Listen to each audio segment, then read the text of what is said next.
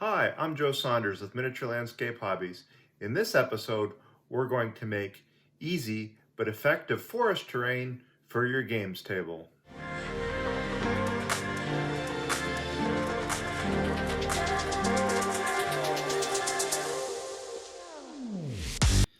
Most of my viewers know that I support my channel almost entirely from the sales through my Etsy store. And I'm thankful that a lot of people have gone there and you really seem to like my terrain. In fact, you like it so much that at this time my Etsy store is pretty close to being empty. So with this video, I'm going to make some new forest terrain, which is my best seller on my site.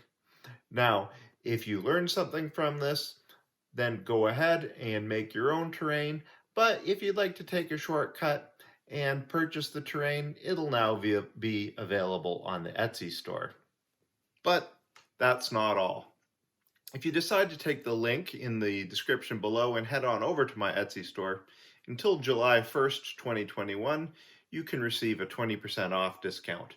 This is a thank you for my viewers. I really appreciate all of your support. So let's get down to building some forest terrain.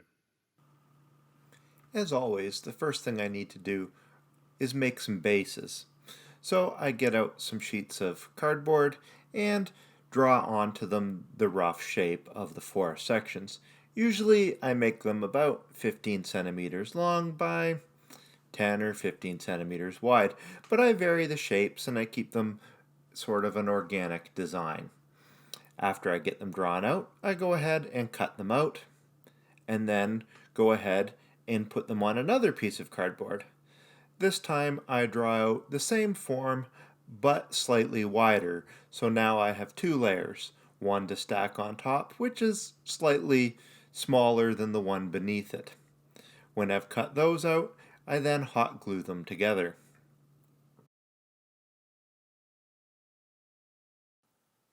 Because I don't want the terrain in my forest to look completely uniform and flat, I then go and cut out some extra pieces of cardboard, which I glue down on the surface, just to add a little height and patches on the top of each base. When this is glued down, I also take out some old insulation foam. You can use any color, it can be the pink or the blue kind. I have the pink kind. And with a sharp knife, I go in and cut out lots of jagged rocks. I cut character into the surface with grooves and different marks, and I cut it in all different sizes.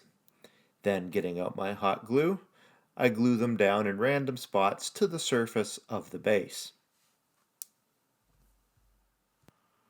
The bases are now coming along nicely, but I need to seal off the edges of the grain and do something to downplay the steep angles between the layers. So, taking some masking tape, I go in and run it around the edges, and I use it to bridge the gaps between the different height layers of the cardboard. When you do this, please remember to use good quality masking tape. Use something that's name brand. I've tried this previously with dollar store brands, and it really just doesn't adhere correctly, and it will all peel off at later stages. So do yourself a favor and get Scotch brand or some other good manufacturer. If you watch my videos regularly, and why don't you watch my videos regularly? If you haven't subscribed, please remember to subscribe. If you've watched my videos regularly, then you'll know that I like to add points of visual interest whenever I can to my terrain. So with these pieces, I decided to add some burnt out hulks of some tanks. You see, I tried to 3D print some tanks.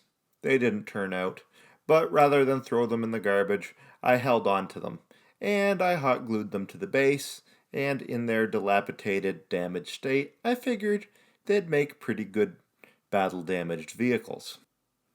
With this sorted, I then decided to move on to the grit, and I figured I'd probably use the rubbing alcohol method because it really is the best method.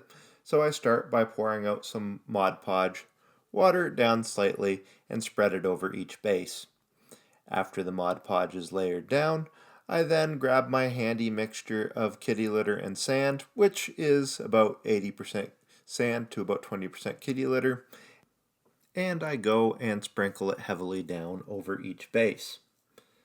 After that's stuck down, but while the glue is still wet, I grab a mist bottle full of rubbing alcohol and I gently mist rubbing alcohol over the whole thing. This will help break the surface tension in the glue.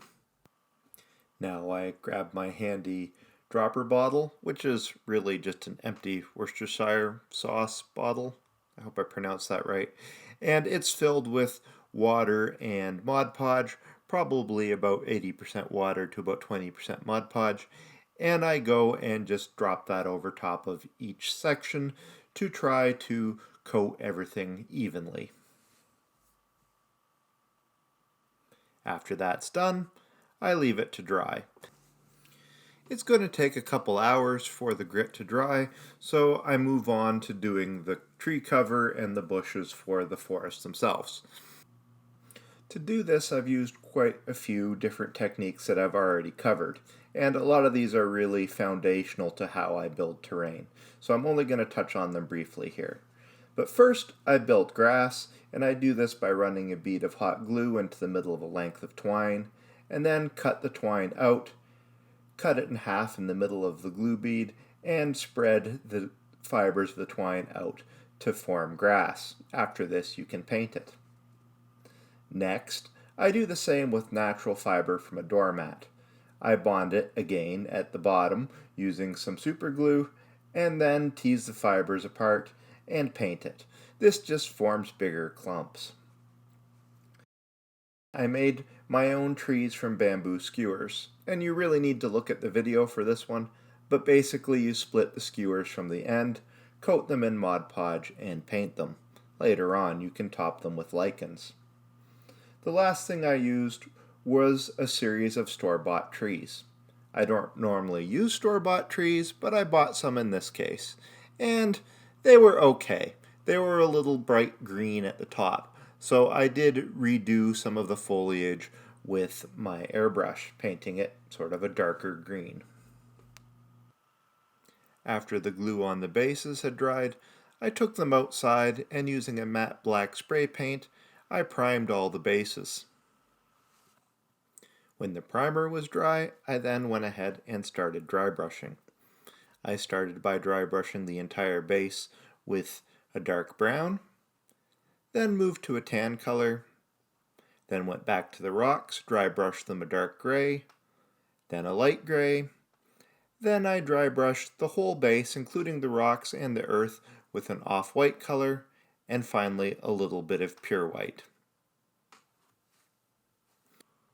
It was now time to tackle the damaged tanks, so I took up some masking tape and laid them down to mask off around the tanks, pulled out my dark armor brown, loaded it into my airbrush, and sprayed each tank down.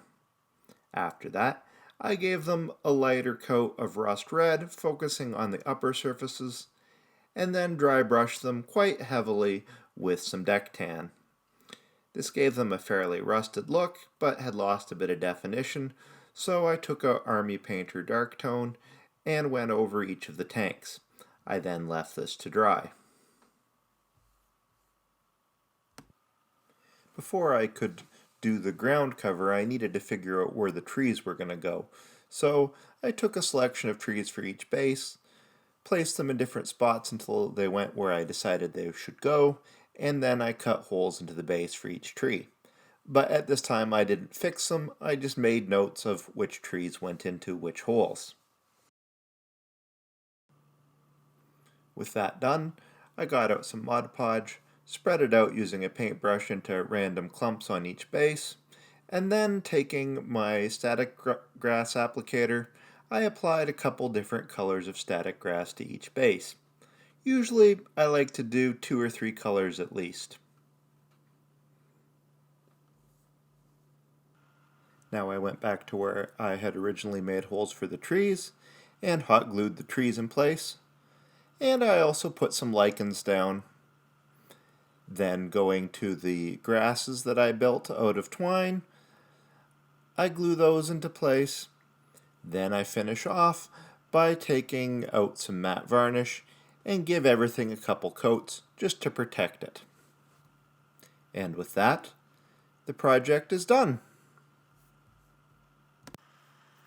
Altogether, I've created 6 new forest sections, and they all have a lot of really interesting color and textures added to them.